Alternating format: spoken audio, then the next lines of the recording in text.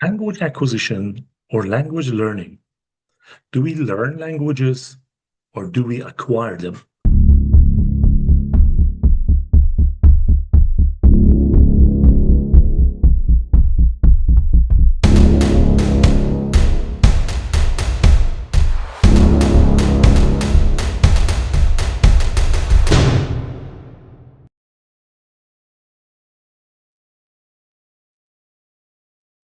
Language acquisition or language learning. Do we learn languages or do we acquire them?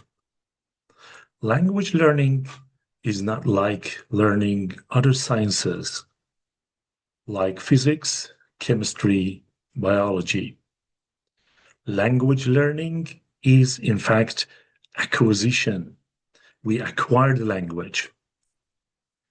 Acquisition of language happens in the context. As a child, when we start learning the mother tongue, we are acquiring it from the context around. But how can we then acquire the language when we are not in the native context? Native context doesn't mean the native country or the native city, native society, when the native people daily are communicating with you. Native context can be the same stories they write, the same movies they make, the same news and the magazines they publish. So if we daily listen to the authentic context in the news, on TV, on the internet, in books, and in the stories, we are gradually and step by step acquiring the language. So acquisition of language makes it authentic for us too, because we are using authentic sources to learn, not to learn, to acquire. Memorization doesn't work. Memorizing a long list of new words daily doesn't help you acquire the language. The words are not orphans. The words get their meanings from the context. If you look at the dictionaries, one word doesn't have a single meaning. Words have usually several meanings.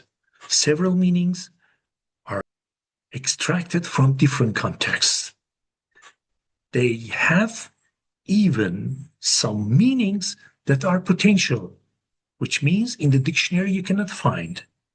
But when you read in the context, it gets the meaning from the neighboring words and sentences.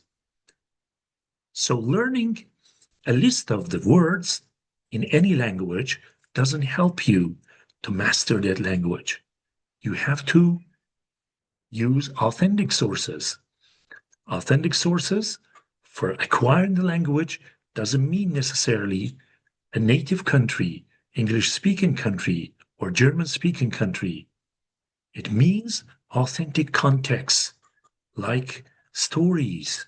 Authentic context is the same stories they write, is the same news they publish in the same magazines, newspapers, and the movies they make. So if you have connection with all these authentic sources on daily basis, you are gradually acquiring the language. Your contact with the target language should be gradual and constant. Every day, you should read something, you should listen to something, you should say something, and you should write something to be able to improve the language you are learning in the shortest possible time. But the time to acquire a language to a reasonable level depends on the time, energy, and the love you devote to it. So memorization doesn't work at all. Words are not orphans. When word is not in the context, it is like an orphan child without connecting to any source, without connecting to any family or parents. Words without context are baseless. They are not connected to any sources. So their meanings are very ambiguous and unclear. Secondly, the context helps you to remember, to retain that word in your mind for a long time. Because the context is big, it remains in your mind for a longer time because it is visual. The story in the novel, the story in the news bulletin, the story you see in the news on TV or the movie you watch, it has a plot, it has a story. This remains in your mind. Then, when you learn the words through those plots and the context, you retain the word with the context in your mind for a long time. This way, this becomes easy for you to remember, to be able to use because you have a pattern in the context, and to master the language in the shortest possible time.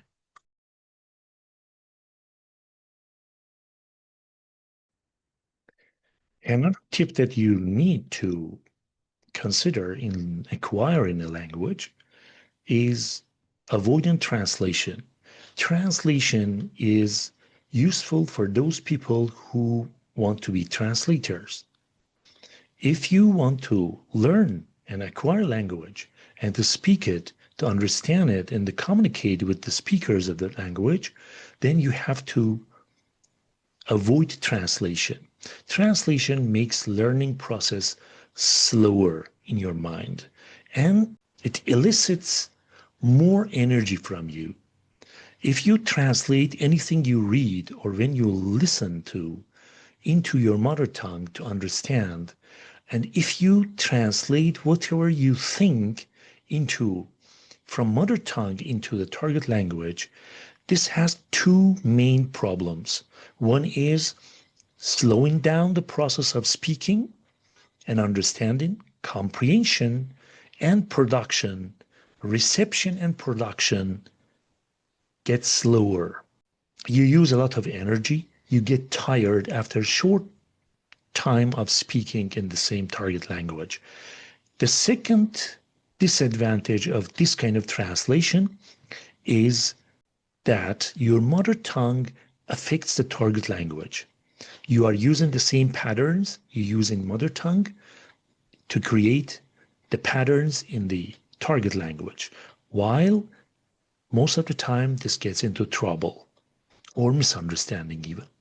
If you use the patterns in the context of the same target language, this is much better than this gets you closer to the authentic language that you acquire.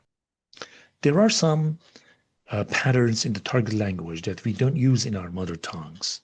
For example, some of the words that I myself learned as a student, something like rue, R-U-E. Rue means regretting. I could never that time imagine that I could make a sentence like this if I hadn't seen the sentence in the original context. I would have used the rue as a verb, but the context, the pattern that I learned that time taught me to use it in this way. You will live to rue it. Or something like abortive. When something is abortive means is not successful, fails. But I could never, in my mother tongue, according to the patterns that I have in my mother tongue, to create a sentence like the plans proved abortive. So the patterns that we acquire at the same time from the original context of the target language help us to be able to create original sentences that are natural rather than copies of the patterns in the mother tongue or other languages. So translation is a big and one of the worst blocks that hinders you from mastering the target language.